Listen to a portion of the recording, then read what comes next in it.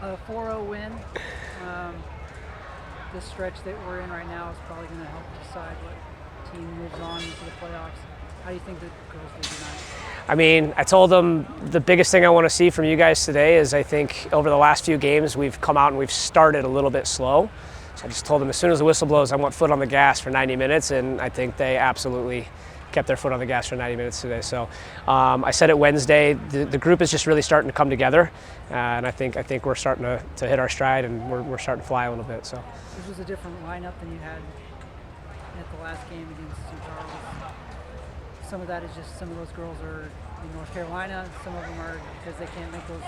Yeah, I mean we've got a ton of depth this year, and so I think it's just allowing us to rotate players a little more than we've been able to in the past. So I think that's the other piece with the freshness and some of the ability to get after it the way we did today is just that we're able to rotate players a little bit more, and so it allows us to stay, like I said, a little bit more fresh and keep getting after it.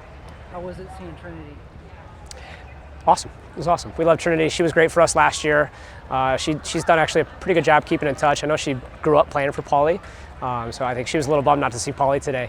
But she's a great kid and a hell of a player, so always good to see her, and I thought she played well today, so happy for her on that regard.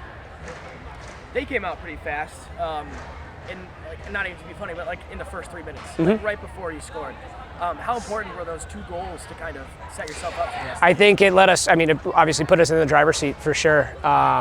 But that's kind of the message we've been getting after all week in training is just that when we get to this game, everything we've seen in the film, they're going to come out flying, and that's the way they try to play with really high tempo, and I think they did that today. So it provided a little bit of a different challenge for us.